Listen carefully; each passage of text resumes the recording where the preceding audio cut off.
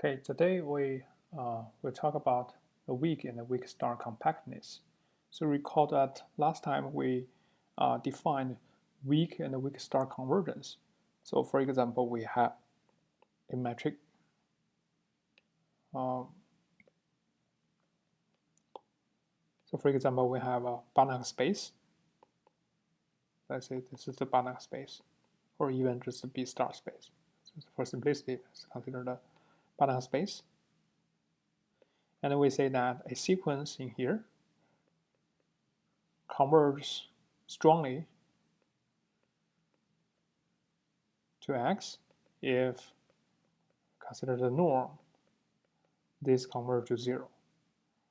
Then we say that xk converges to X weakly. You use this notation if f of xk converges to f of x.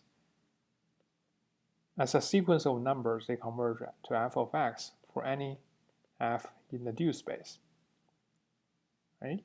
And then we also talk about the weak star convergence, but that is applied to the sequence in the dual space. Suppose we have a sequence fk. We said they converge.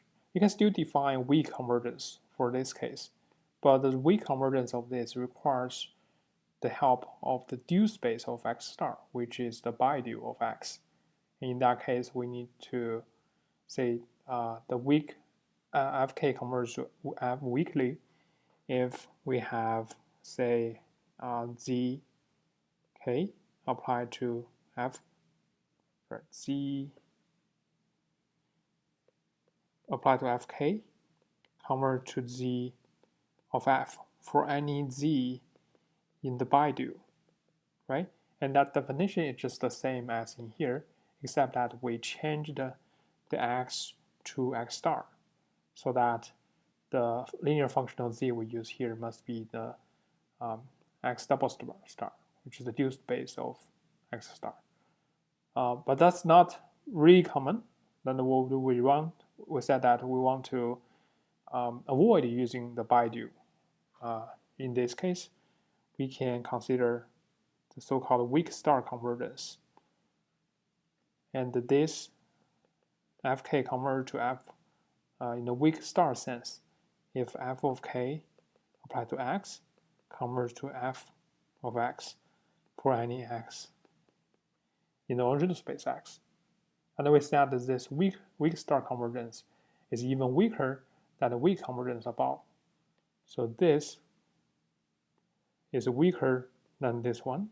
The reason is we know that the x is just a subset, in general just a subset or sublinear space, or linear subspace.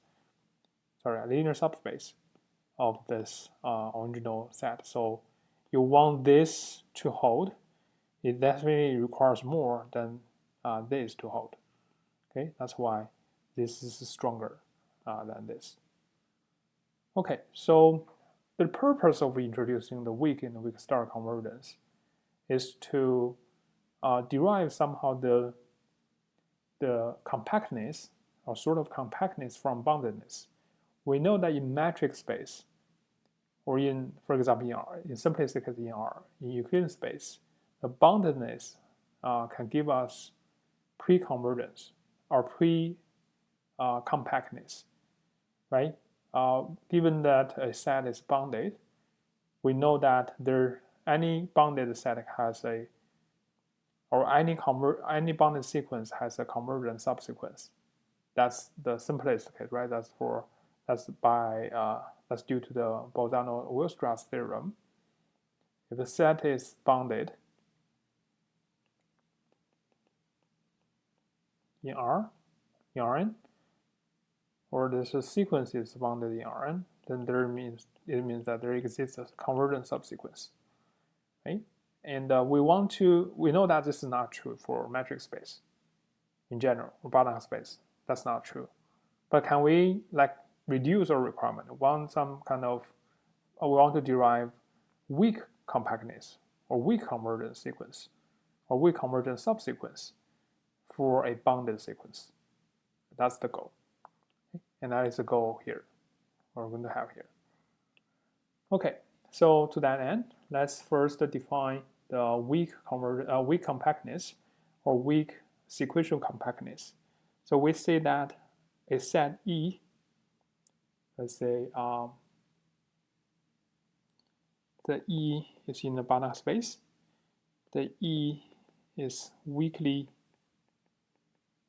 sequentially compact, I should say pre-compact.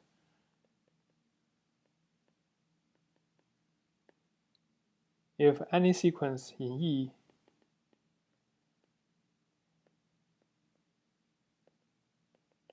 has a weakly convergent subsequence.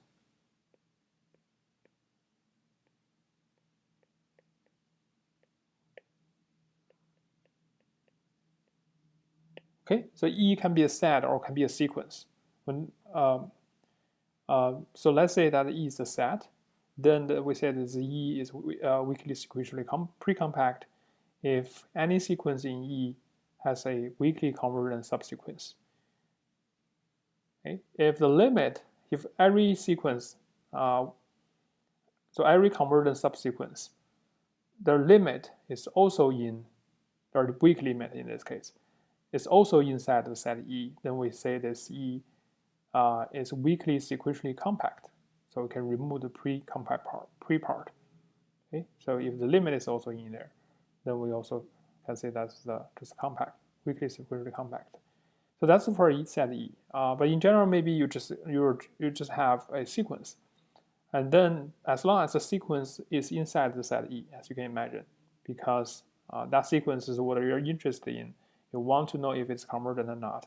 So now you can put this sequence inside this set E. You just need to show that, okay, this E is weakly sequentially pre-compact.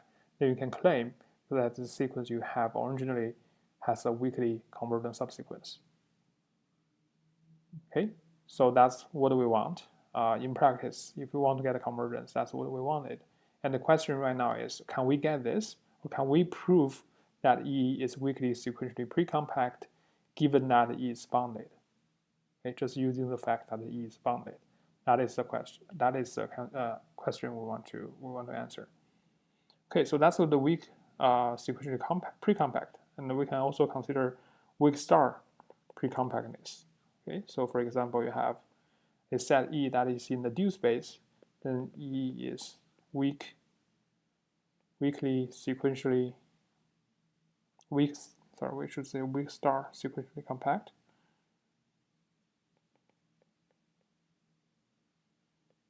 Pre-compact if any sequence in E has a weak star convergent subsequence.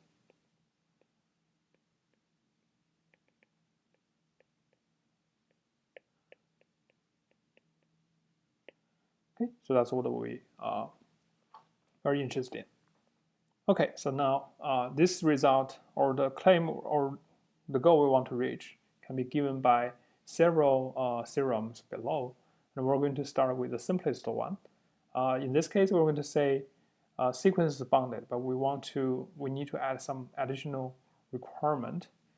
So to start with, we consider the case where the requirement is a little bit strong. Say we need to have a separable Banach space or B space. So let's start with X being separable.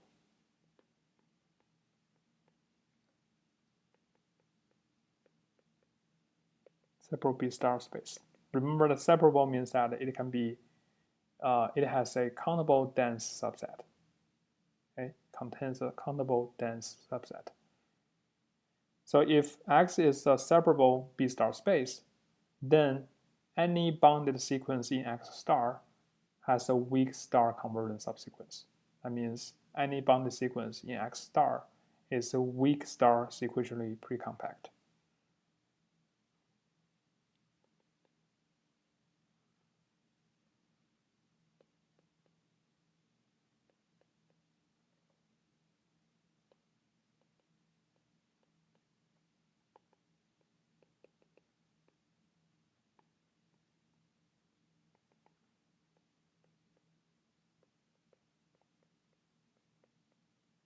Okay, so we're going to prove this result first.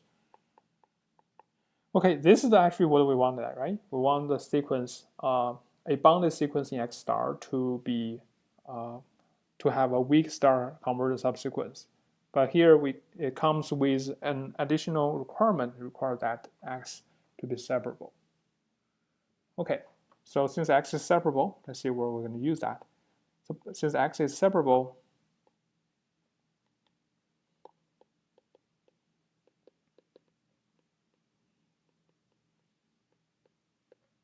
we know there exists a countable dense subset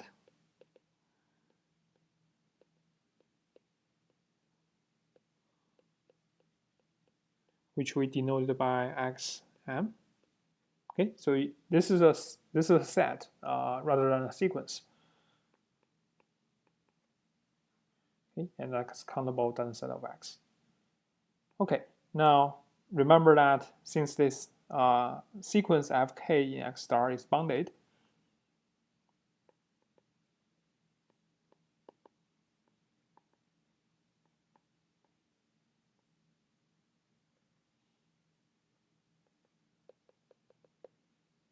we know that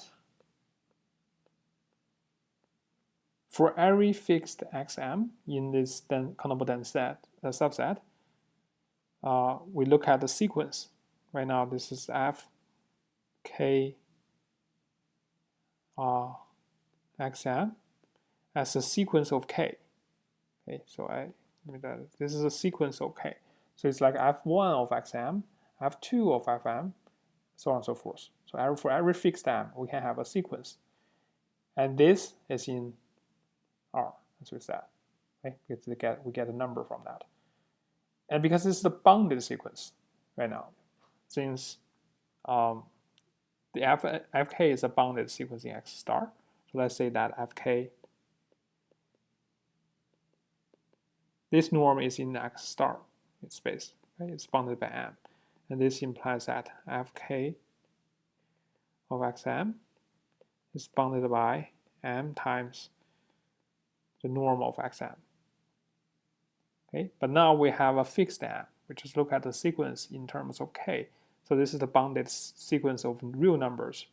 And we know from here that the sequence right here has a convergent subsequence. Okay.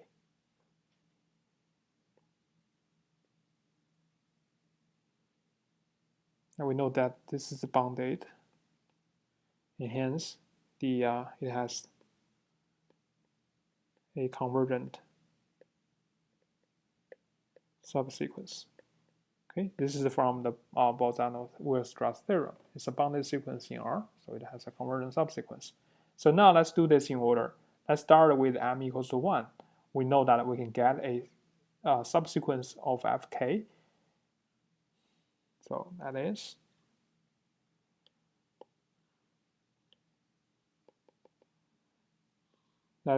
we just do this case for m equals to 1, 2, 3 in order. Okay, but I know that this is true for any m. So for m equals to 1, we let this fkj be the sequence, the subsequence, such that the fkj of x1 as a sequence, we use this notation, it's a sequence in terms of j is convergent.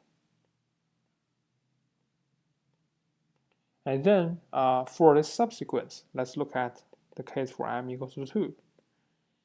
And then again, because the subsequence is also bounded, so we can say that still consider a subsequence of fkj. But now, to avoid using too complicated the notation, we say that the subsequence is denoted by the same way.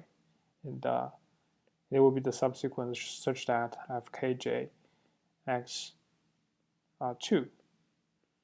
that is also convergent, okay? And so on and so forth. So you can see that every time for m equals to 1, 2, 3, 4, for each m, we obtain the subsequence from the last time, and then we further extract the subsequence from the subsequence. so that the sequence is convergent for the current m. And we just continue doing so, then we'll get a subsequence such that it is, so eventually we get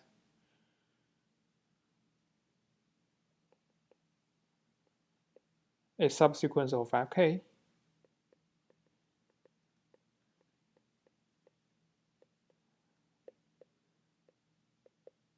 which is denoted by fkj,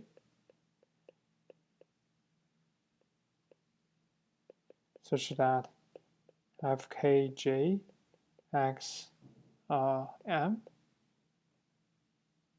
is convergent for every fixed m.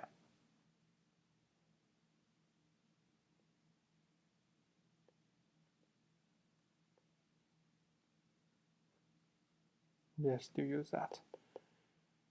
It's convergent for any fixed m. Okay, so that means for every point in the countable dense set, for every point in the countable dense set, we can show the sequence is convergent. Okay, so now the question is, can we show that this subsequence is weak star convergent? Right now we have a subsequence fkj of fk. We want to show that fkj is weak star convergent. That means for every x in the origin space x, we want to show this is convergent. But so far, what we have shown that is this fkj is convergent for every point in the countable dense subset. And this is not too far from what we wanted already, because if this is the x, we know that since it's countable, since the set right here is a dense set, so we know that we can get some xm that is arbitrarily close to this x, right? So we know that. And now if we want to show that the fkj is also convergent at this point, then we want to, in other words, we just need to show that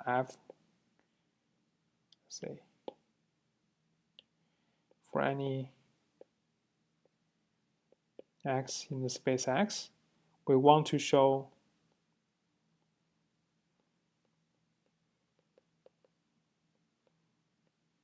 that fkj of x as a sequence is Cauchy, right? If we can show that it's Cauchy, then that means it's convergent at this point.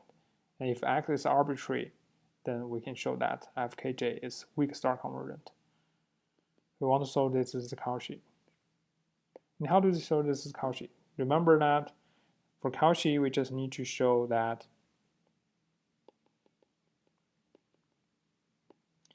the fkj of x minus fkj prime of x. For j and j prime tending to infinity, we want to show that it's converge to 0. Well, this is where we're going to use the standard trick. We know that the sequence, this sequence fkj is Cauchy at any xm. But now we're interested in the being Cauchy at an arbitrary point x. That may not be in the countable dense set, but because it's a dense set, so we can consider it's Cauchy at that point and show that, simply speaking, we need to show the triangle inequality. So for each fixed j, we're going to look at its distance from xkj in x and the xkj of xm. Now we need to define, specify where this xm is, but we know that it can be arbitrarily close to x. So that's one. The other one is that this kj of xm minus fkj prime of xm, right? And then the f of kj xm, so x prime, sorry, fkj prime of xm minus fkj prime of x. Okay, as I said, why we are doing this is because I know that this can be arbitrarily small, since the fkj is a sequence, is Cauchy sequence.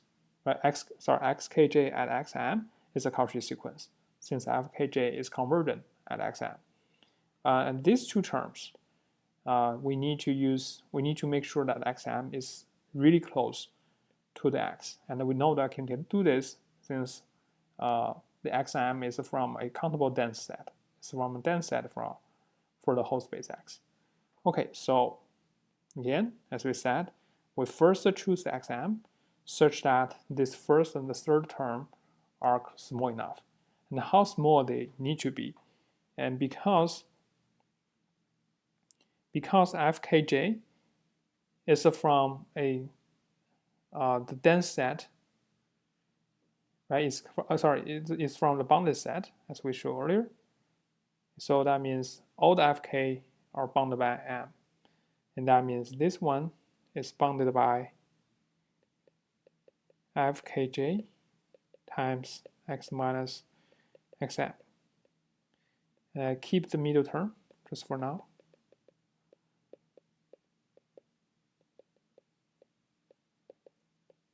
And this last term is also the same. It's fkj prime times xm minus x. Okay, now you can see how small we want it to be. So I know that this is bounded by m. This is also bounded by m. So I want to choose the xm such that the distance between x and xm is smaller than, say, epsilon over 4m. So I want this to be smaller than epsilon over 4m. And also this will be smaller than epsilon over 4m. So I know I can do this since it's dense. And then once we fix the xm, then we look at this one right here. We need to know, sorry, it's kj. We need to make sure that the j and j prime are sufficiently large so that this is arbitrary so much it can be less than half epsilon for j prime greater than or equal to the k. But this k, as we can see, depends on epsilon, and it also depends on the m we chose for the first and last term. But the first and last term do not depend on the j, right? Because for any j or j prime, this is bounded by m. Okay, so now you can see how we choose this. For any epsilon, there exists some m, and also some k, which is a function. So this apparently this depends on epsilon, and also k, which is the index right here, also depends on epsilon and m, such that this is true for any j and j prime greater than or equal to k. Okay, and this right hand side actually means that this is less than. As you can see, the product of these two gives you epsilon over 4, and this is epsilon over 4, and half epsilon. So together we have epsilon. This is equal to epsilon, or less than epsilon. Okay, and then from here we can see that for any fixed x, this is the Cauchy sequence, and that means the fkj of x is a convergent sequence. So they converge to something, and that's why the fkj here is a weak star convergent subsequence. So this is because this x is arbitrary.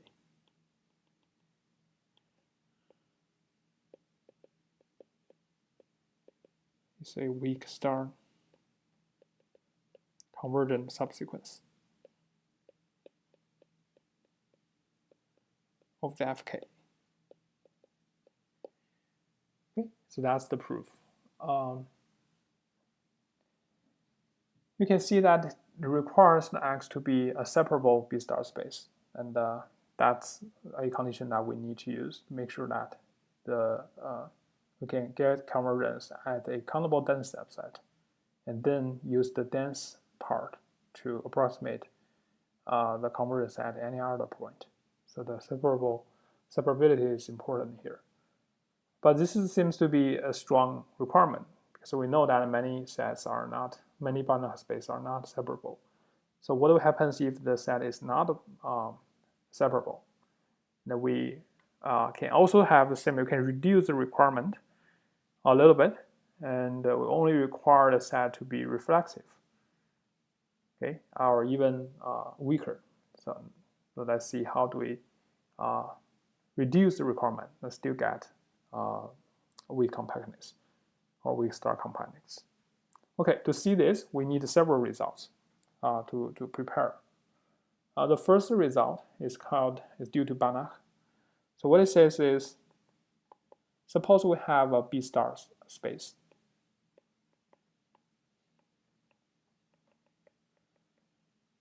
Okay, if the dual space of X star, if the dual space of X, which is X star, is separable, then the X itself is separable. Okay, so that's a very useful result. If you can show the dual space is separable, then the set, the space X itself, it will be separable. Okay, now let's see how do we show this.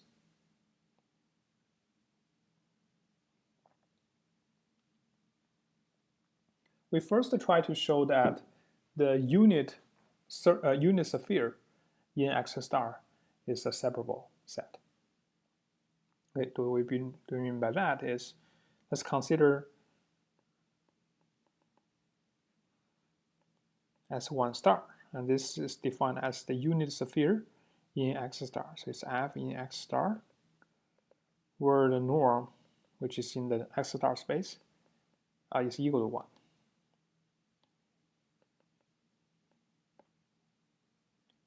Okay, we want to show that this is a separable set. Okay, so to see this, remember that X star is separable right now. So we know that there is a countable dense subset for X star. So let this Fk be a countable dense subset of X star. This is what we know. And then we want to get a countable dense subset for S1 star above. Okay, and to get that is pretty easy. We just normalize the Fk we have here. Let the Gk to be Fk minus Fk norm. Okay, just for all those that are non-zeros. So if it's 0, we just ignore it.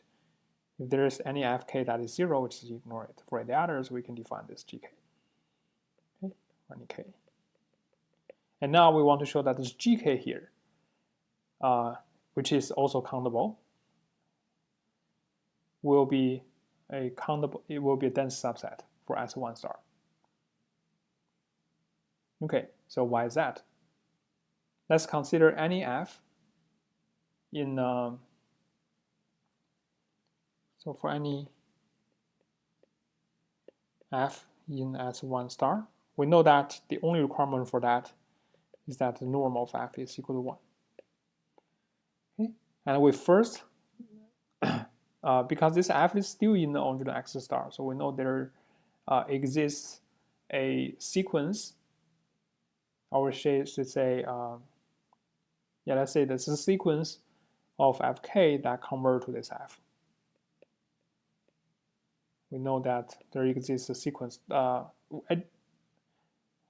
should say the subsequent, but in this case, since you have a countable dense set, I'm not going to use all of them, so I'm just extracting a subset of that, and even some of them could be repeated.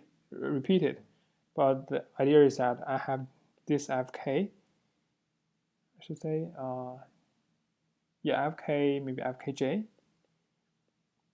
such that they converge to the F.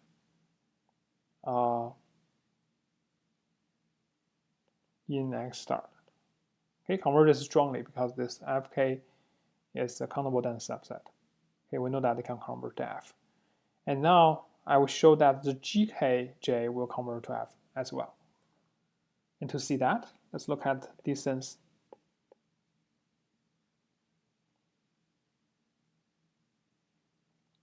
of F and Gk, or Gkj.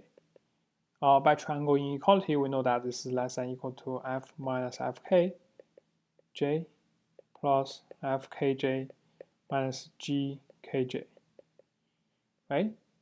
And I know that the first term converges to 0 as j goes to infinity, since that's what we know right here. And the question is with the second term, if this goes to 0. Well, the first term is going to 0. That's pretty, just leave it there. The second term, recall what this gk is. For each k, the gk is just the f of x. It's just f of k, or f sub k, over the normal of f sub k. So now it's also for any kj. I know that that's the difference between these two.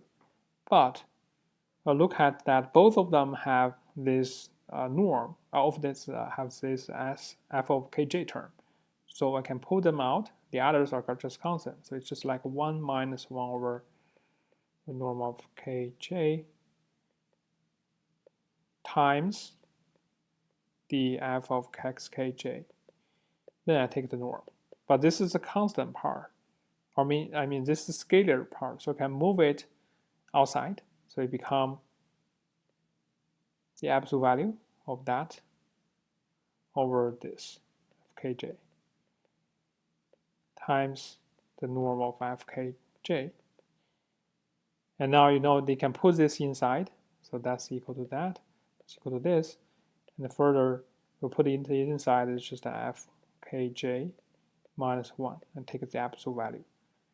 Remember that the fkj convert to f. So that's why this one goes to 0. But if we convert into f, we know the norm of fkj also converges to the norm of f. But this is equal to 1. And that's why this also converts to 0. So as j goes to infinity, both of them convert to 0. So that whole thing goes to 0. So we know that gk is also, so the gk is a countable, itself is countable, and it is also dense for S1 star. Okay, so we show that. And now that's the first step. We show that S1 star has a countable dense subset. And the question is, how do we get the original X being countable dense, being separable? Or how do we get a countable dense subset for the original X? Well, this is where we're going to use the GK. Because GK, we know that is in S1, so that means the GK, every one of them has a norm equal to 1. Okay? So it's normally 1, so we know that in the second step, for any k, there exists some xk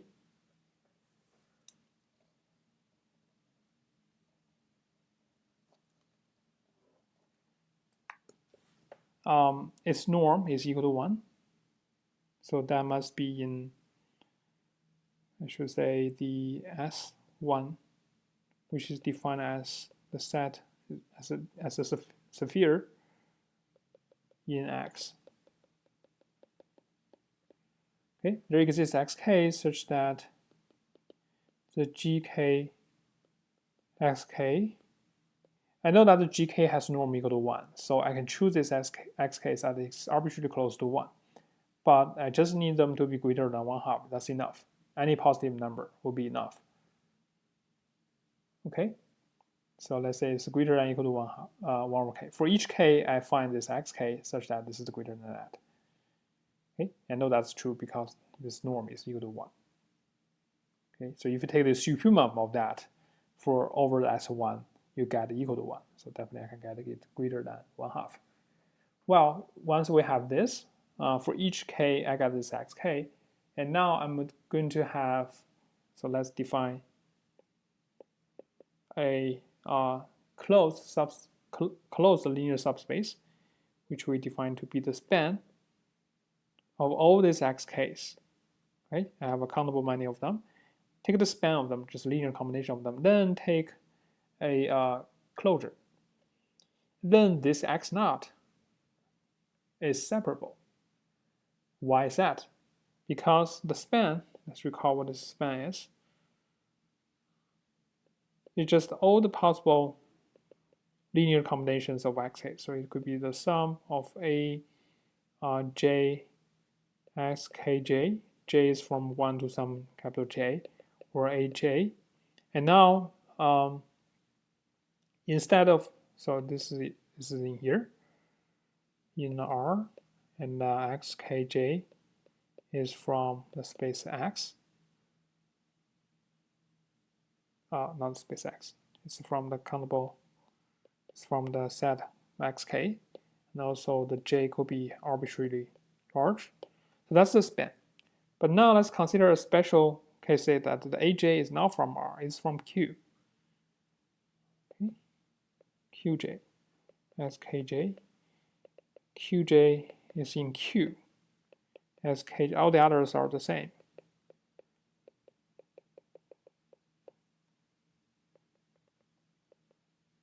Okay, let's look at this. This obviously this is a subset of this set, but it is dense in there.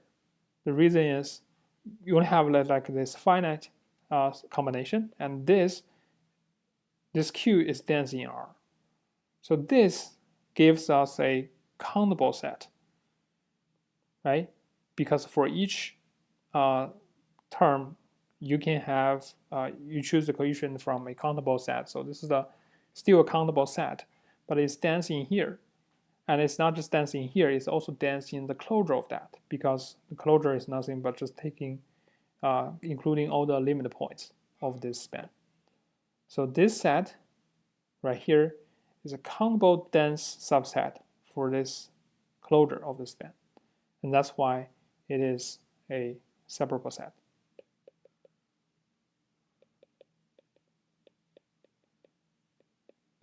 Okay, we're going to use this fact later on, but as long as you have a countable, you take the span of a countable set, and take the closure, that set is still separable.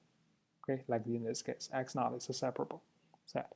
Okay, now I have the x naught separable. I'm going to show that this x naught is dense in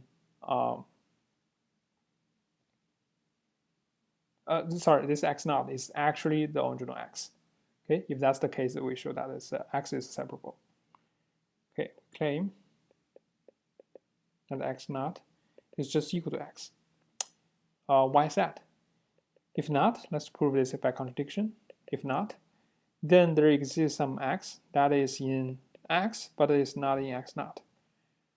Okay, so apparently x naught contains 0, so this x must not be 0. And because it's not 0, and x naught is closed linear subspace. So remember that when we have a closed linear subspace, we'll have some x that is also out of this space. Then there exists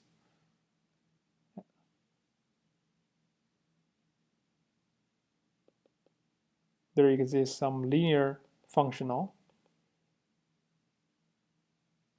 bounded linear functional f. This is a corollary of the Hahn-Banach theorem. There exists a linear functional f that satisfies 3 conditions. First, the norm of f is equal to 1. Secondly, the f of x here is equal to the distance between x and x naught. And we know that this is greater than 0 because x naught is closed and x is outside of x naught. Okay, so that's why this is positive. But this second term doesn't really matter. Here, what we need is the third term, a third conclusion, which is that the f on x naught is 0.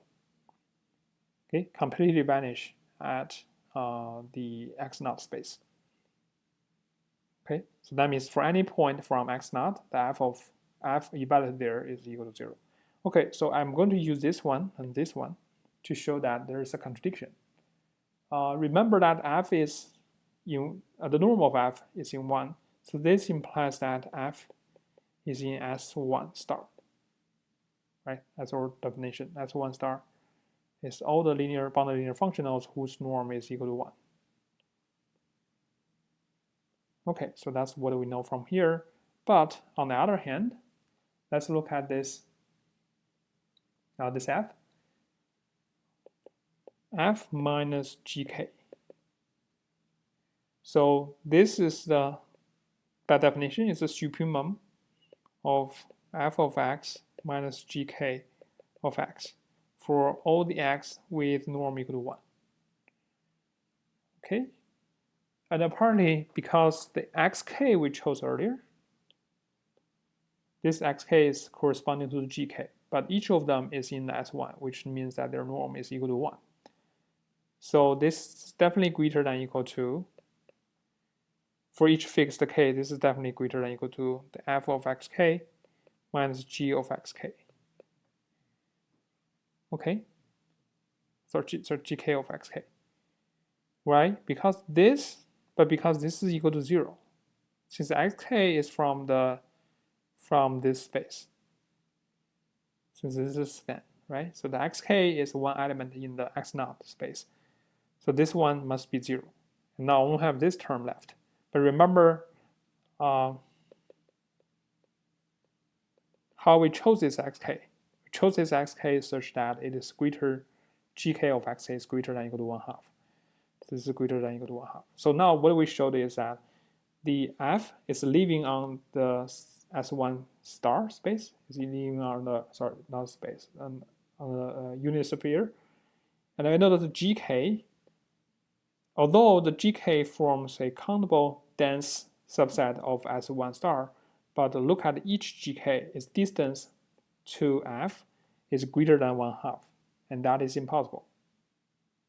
Right? That's not possible since gk should be dense, it should be able to approximate any point arbitrarily close. So that's the contradiction. And because of that, we know that x0 is just equal to x. Okay, so this is a contradiction. So x0 is just equal to x. Now we show that x0 is separable, and that just means x is separable. And that finishes the proof. Okay.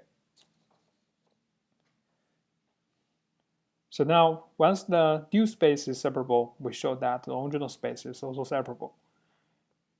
Now let's try to get closer to what we wanted. We want to, remember, still we want to prove, we want to get weak star convergence compactness from boundedness.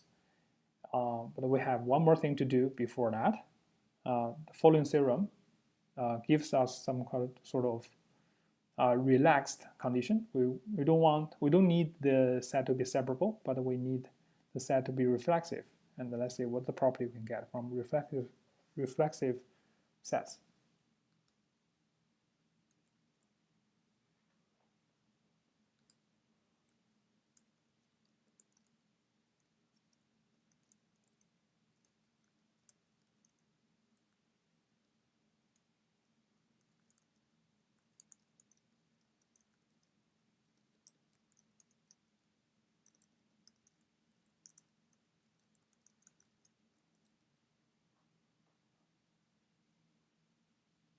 Okay. So this is due to Pettis. Let this X be a Banach space. If X is reflexive, and X0 is a closed linear subspace. Closed linear subspace of X, then we claim that X0 is also reflexive. Remember what do we mean by reflexive, right? So the X is reflexive means that it's equal to the bidu. Okay? In general, we only know the inclusion, but not equality. So now, if it's also equal, we say it's a reflexive. Now it just says that if a reflexive, a closed linear a closed linear subspace in a reflexive Banach space is also reflexive. Okay, so let's see why this is true.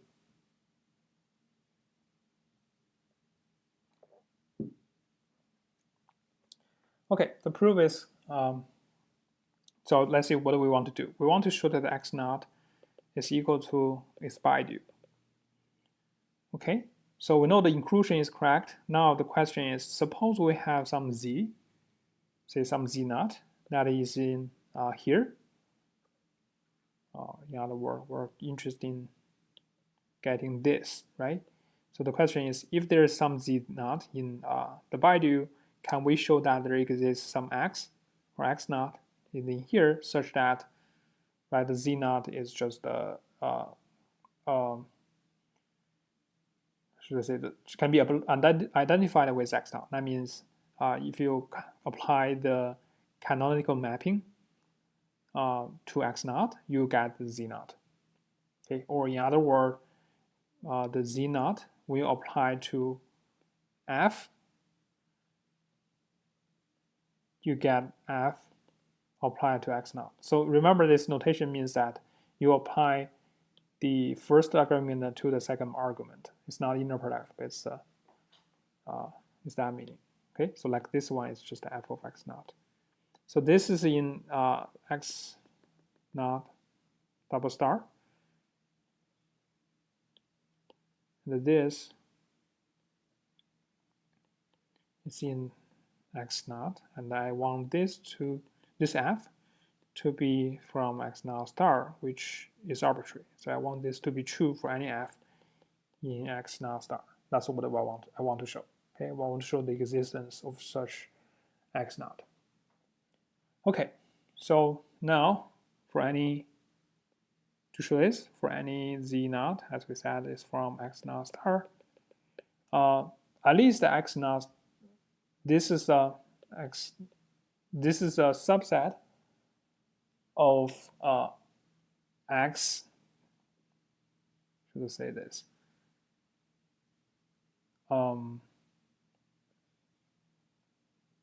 So we know that, let's say, the x naught is in x, right?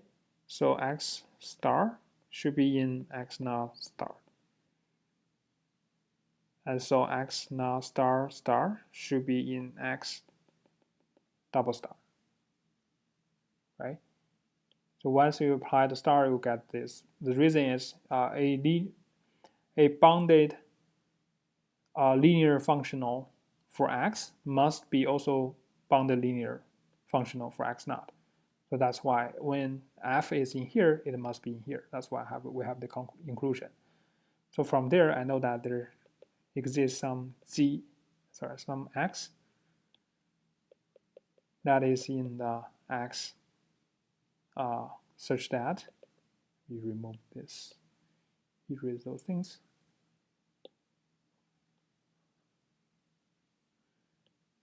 Such that the z naught applied to f is equal to f of x for any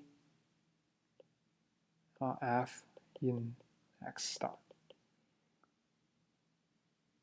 Okay, I know that there exists such a x. Okay. Now let's consider a mapping called restriction. So let's say for any f that is in from x star, consider we define the t that's a mapping from f to tf. And now this tf is just a restriction of f to the x naught star space. Okay, so as you can see, the t is a mapping from x star to x naught star. Okay, so that's my definition for my t. And as you can see, the t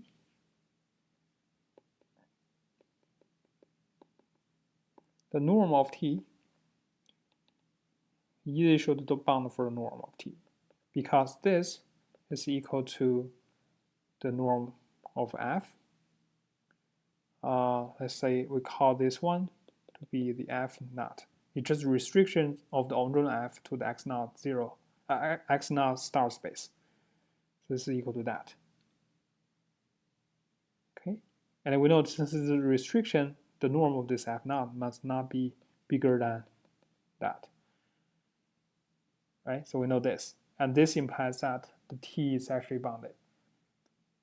But now we're going to consider the adjoint operator of T. Remember, the adjoint operator is that since T is a linear mapping from X star, a linear operator, bounded linear operator from X star to X. Bounded is shown as right here, right? It's bounded. Okay, since T is in L of X star to X naught star, we know is the adjoint operator T star is in L of X naught double star to X double star. Okay, that's the adjoint operator. And then for any X naught, so I say, maybe I use X naught here, which is X naught. So this X naught is in X, but let's say now I have a Z naught which is in here, right? That's what we started with. Let's consider the mapping of Z naught under the T star. So we let Z to be T star applied to Z naught. I know that T star is in this space. So what I get will be something in X double star. Okay.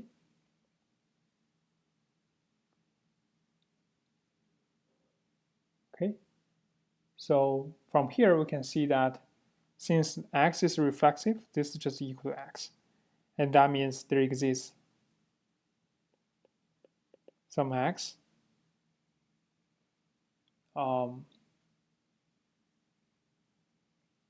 the X next such that the X to Z is the canonical mapping.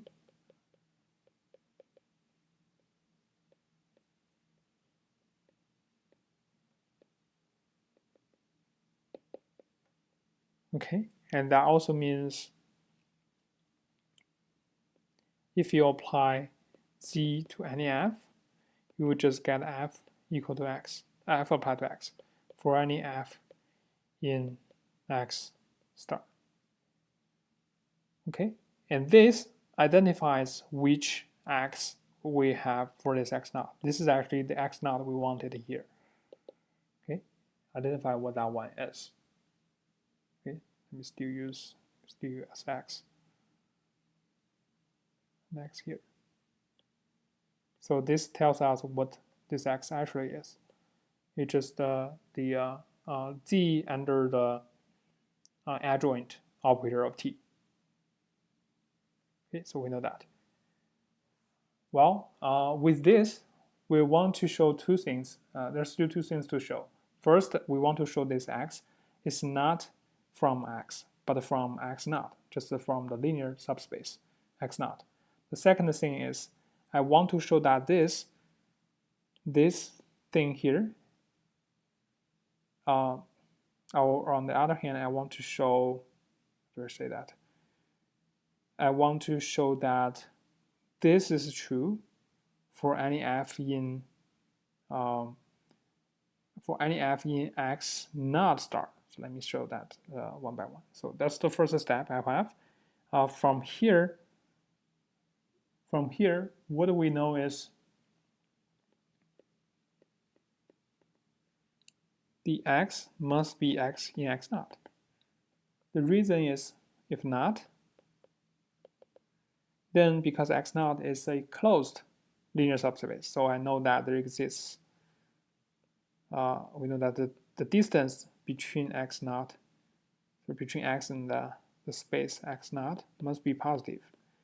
And again, by the corollary of the Hahn-Banach theorem, there exists a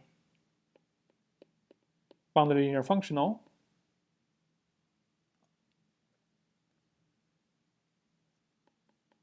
such that, again, the three conditions hold. So it has the f is equal to 1, which we're not going to use here. The second one is that the f applied to x should be equal to delta, which is the distance between x and x naught.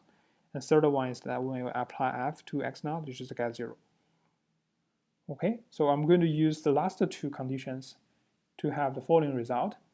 We look at the f. We can restrict this f to x naught, right? So this is essentially just f. Restrict the f to the x naught. So this one is, just keep this one, and then apply to z. Z naught, sorry, the z naught. Okay, z naught is in here. So because this is in x naught star, which said that we restrict the f to to this. We restrict the f to the x naught space, so the tf becomes a linear functional, bounded linear functional on x naught. So that's why it is element in x naught star. This z star, z0 was from that. Okay, that's why this makes sense. I know that this is going to be 0 because when we restrict the f to the x naught star, to x naught, this is a 0 functional. So this is completely 0. And that's why I'm just applying z0 to a 0 element, so I should get 0. But on the other hand, we know that this is equal to t star z naught and f. Okay, because the t star is adjoint of t. Well, from here, we can say that this, by definition, is our z. This is equal to zf. Okay, but on the other hand, I know that zf equals to f of x, fx for any f. So I know that this is equal to that. And now remember that this is just f of x. So for this particular f, I know that f of x is equal to delta. But delta is greater than 0. So that's where we'll get a contradiction. Okay, so that's where the contradiction is. So we know that x must be an x naught. Okay, so for any z naught, we find this x that is in x naught, and we want to show that we need to show that the z naught applied to f is equal to f applied to x for any f in x naught star.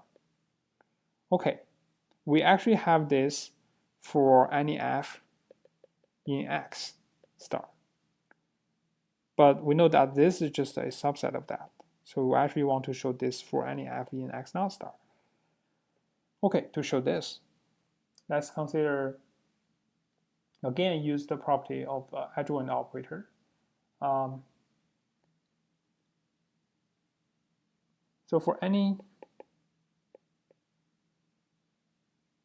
f naught, maybe use f naught here to show that this we're only looking at the linear bounded linear functionals for x naught.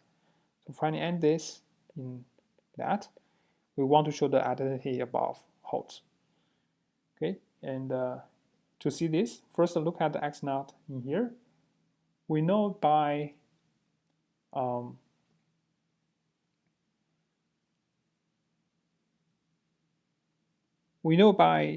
a I should say a Hahn-Banach theorem, we can extend this x naught to a bounded linear functional on the whole x. So now this f naught is only applied to x naught. Okay, but I want to extend this to x. So that is still f. So that's what how we get this f. There exists extension of x naught, which is called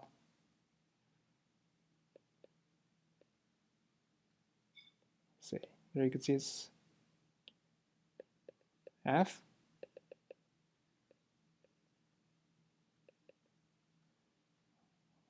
f in here, such that we'll restrict, so f is the extension of f naught. So when we restrict this to x naught, it's just equal to f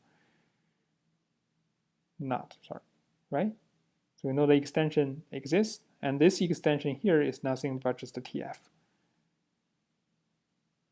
Okay, so we know what is the f0 is. It's just the restriction of some f. So now let's look at the z0 f naught, and according to the property we just mentioned, this is equal to tf.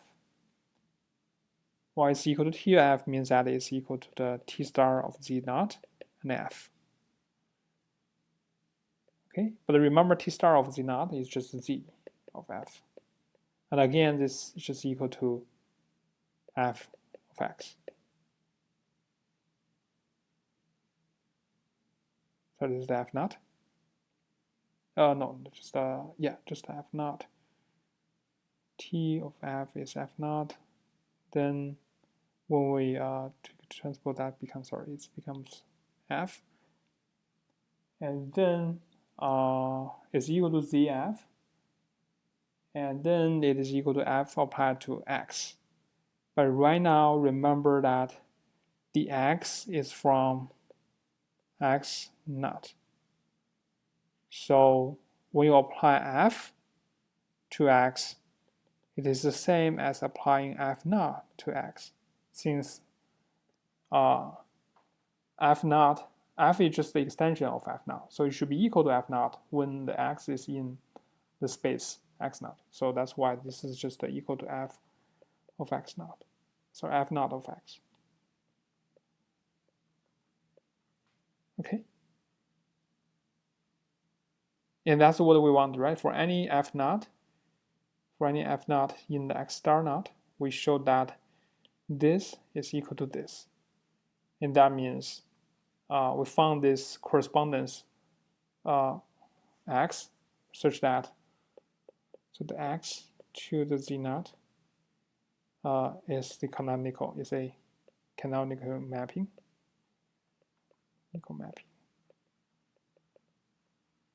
And that's what we wanted, because at the beginning we said that we want to show that for any z0 in here, we want to show there exists some x that is in x star, in x0, such that the z naught is just corresponding to the x. Okay, and that completes the proof. So the theorem here says that, as we said, it says that a closed linear subspace of a reflexive Banach space is still reflexive. Okay, now with everything we have shown so far, we can prove the theorem.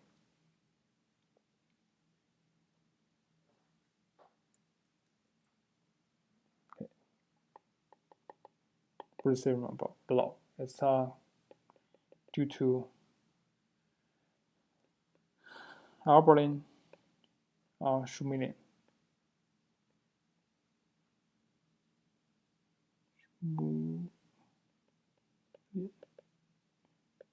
Alberlin, Schumilin.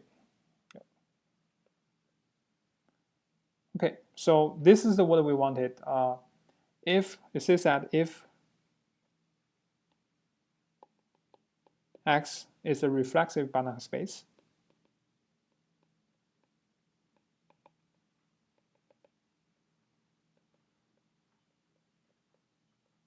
we know there has to be Banach space, right? Because it's reflexive, so X must be equal to X by du. But the du of something must be Banach space. So that's why X has to be a Banach space. Then this is what we wanted. They closed. I want to show you a slightly weaker version, but it's easy to extend this to a general version. So it closed the unit ball in X. So the closed unit ball, which is this B1 bar. So it's defined by the B01, take the closure. And that just means all the X whose norm is less than or equal to 1. I'm going to show that this is a weakly sequentially compact set.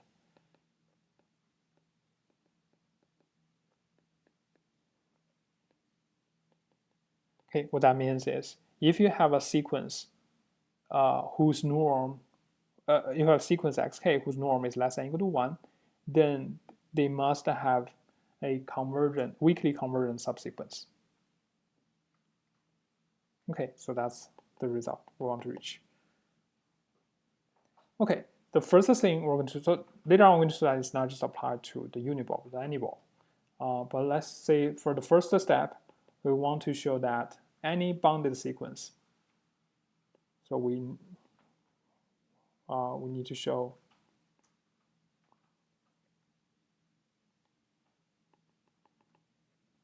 any bounded sequence sk in X has a weakly convergent subsequence.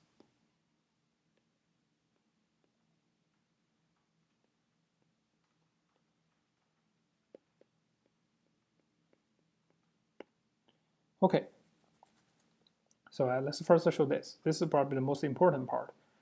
How do we show this? So we have this as sequence xk. Let's again take a span and then take a closure. So let this x naught to be the closure of the span of xk. Again, we know that this x naught is reflexive, and it's also closed linear subspace, right? It's closed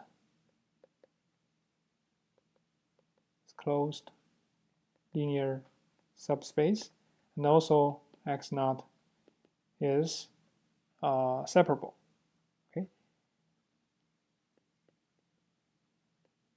Well, from the first part, due to the previous theorem, we say that if x naught is a closed, since it's a closed linear subspace of a reflexive Banach space, so x naught itself must be reflexive. So by the Petty's theorem, just the one above, we know that x naught is reflexive.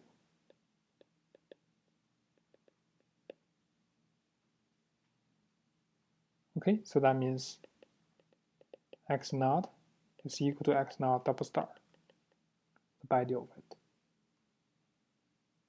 Okay, so now because x naught is separable, we know that this is separable as well. So we'll have the x naught double star separable. So x naught star must be separable as well because the Banach theorem, the one above the Petty's theorem. So by the Banach theorem, the x naught star is separable.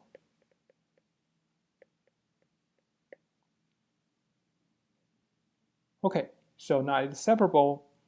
We know that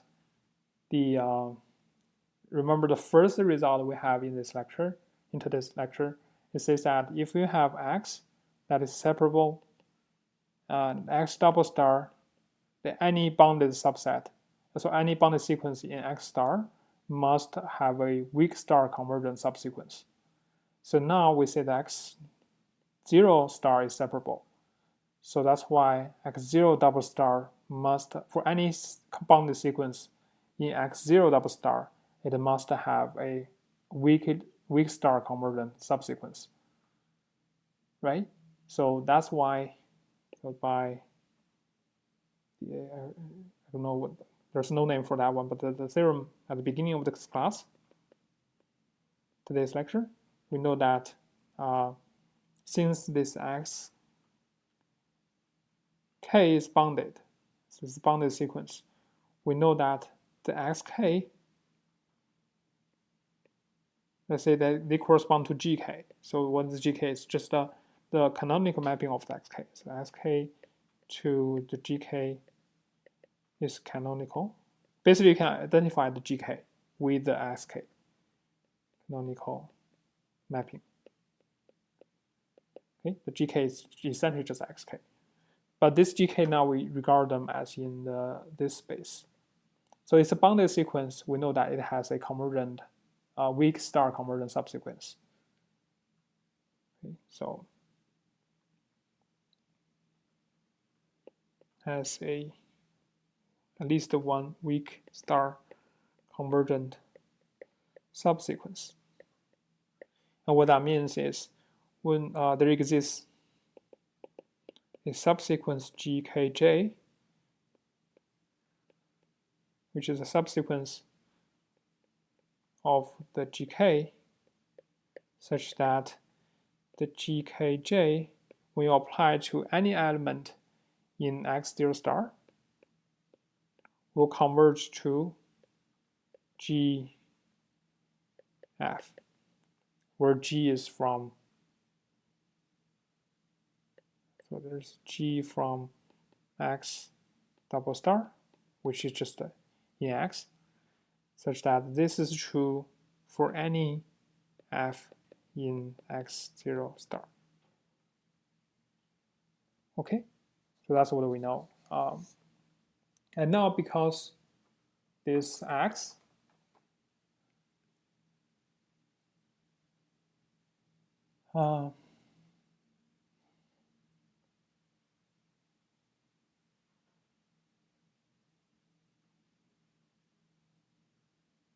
this G is just corresponding to some X in the space X. So essentially, the convergence here just means that this, which we consider as f of xkj, is just converging to f of this x for any f in x naught star. Right? So we have that because of these two are equal and these two are equal. So this is true for any f in x naught star. Okay, so now this is not enough. We need to show that this only means that the sequence, if you apply f from here, it converts to that. But if you want to show this xkj actually convert to f weakly, we need to show that for any f in x star, it also holds. The convergence also holds. Okay, and how do we show that? Let's say we have, again, we define the restriction T, which is from the X star to X naught star. B restriction, so be defined by the T when you have some F. Let's say the F is mapped to TF, and that is just the F naught, which is by definition the restriction of F onto the X naught space. So here we say this is in X star, this thing here is in X naught star, right? So let's define the T to be restriction. Then we can see that the F of X kj, now this F can be arbitrary F in X star. Well, this xkj is a subsequence of xk, and we know that x0 is the span of that. So that's why xkj must be here, being in x naught. So this is equal to the f naught applied to xkj, since f naught is just a restriction of f onto the linear subspace. So this is true. And we know that this, due to the previous result, we know that this is true for any f in x naught star. So this one right here is in x naught star. This one here is in x naught. So we know that this converts to f naught in x. Okay, but because x is going to be in x naught. This is going to be in x naught. So the f naught here, you can think that is x naught, or you can think this as a restriction of some f of the f into the linear subspace. So that's why this is equal to just f applied to x.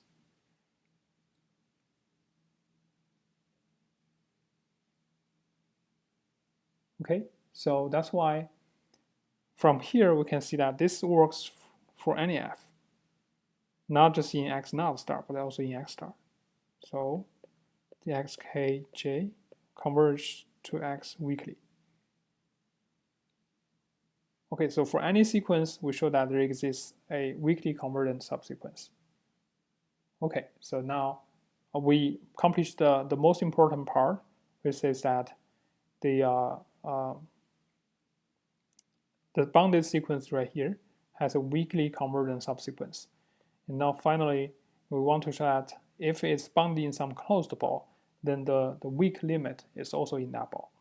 So for example, if it's the unit ball, then what happens is, now we show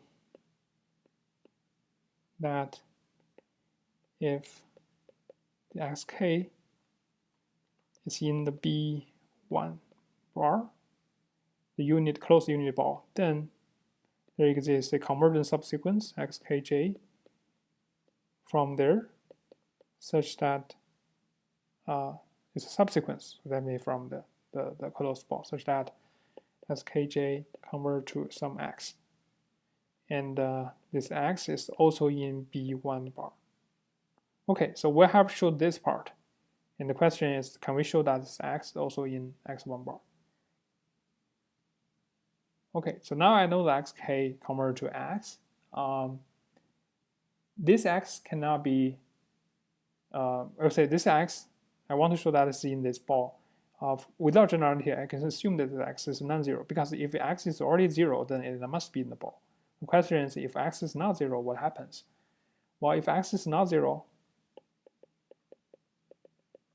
then that means there exists some f, going by a corollary of the Hahn-Banach theorem, there exists some f in x star, such that f of x, well, I'm only interested in, there is this x, f such that f of x naught is equal to the norm of x naught. And also when f is applied to the norm of f itself is equal to 1.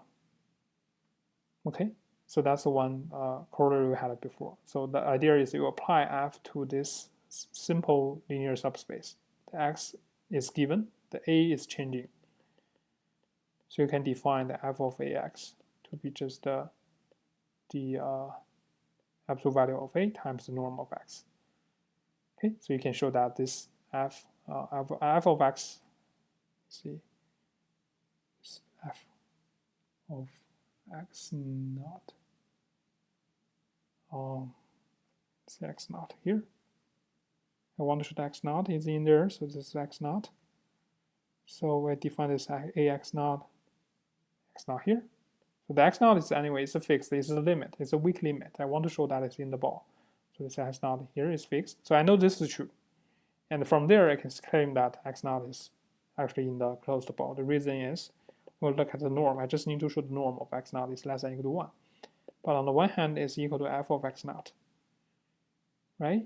And on the other hand, I know that is, since xkj converge to x naught weakly, so I know that it's just equal to the limit of that. And for each one of them, I know that is bounded by the limit, or the lim inf of f times skj. J is from 1 to infinity. But right now, this one here is always less than or equal to 1, because the sequence itself is from the closed ball. But this one is equal to 1, as we showed before. So this one must be less than or equal to 1. And that's why the x naught must be in the B1 bar. So that's why we call it the weakly sequentially compact, because for any sequence in here, there must be a convergent subsequence, weakly convergent subsequence, and the weak limit of that subsequence is also in this ball. Okay, so that's the proof for Aberlin-Schmulin theorem. The last one we're going to claim is, now we we kind of only require the reflexive, right? We said that if X is reflexive, then we'll look at X, or we'll look at X double star value the same. The closed ball here must be weakly sequentially compact. By the way, you can imagine that if you make this ball larger, any ball, not just one, but any number, is still weakly sequentially compact, right? So the proof is just it's just a easy consequence from that. But right now we still require reflexive. But what if this is not reflexive? We will not have this result anymore. We have a weaker one, which is due to a log glue, which says that let's say X is a B star space, and now we cannot claim that a bounded sequence in X is a weakly convergent, a weakly compact. Instead, what we can claim is the B star bar 1. This one is defined to be, so the F in the dual space whose norm is less than equal to 1. I can only say some compactness for that. And I can claim that this one is weak star sequentially compact. Weak star sequentially compact. That means any sequence in here must have a weak star sequentially compact subsequence, or weak star. Sorry, any sequence in B1 star bar, this one, must have a weak star convergent subsequence. Okay, so we cannot say anything about X itself, but we can see that in the dual space, any unit ball, closed unit ball, must have a weak star convergent subsequence. We cannot have weak convergence. We do not have a weak convergence. And as we said at the beginning, we are not generally interested in weak convergence in the dual space, since we don't want to invoke the bidual, especially in the case where the X is not reflexive. We do not want to invoke those, and we want to use the help of X to get convergence. Then in that case, we won't have the weak star convergence. Okay, so this tells us this has a very mild condition. You just need this X to be a P star space, but the conclusion is still very useful. We can get we can have some kind of compactness, which is the weak star compactness for the unit ball in the dual space. Okay, I will not give the proof. The proof is given in the notes, and it's not required in the test either. But this is a result that can become very handy and very useful in practice.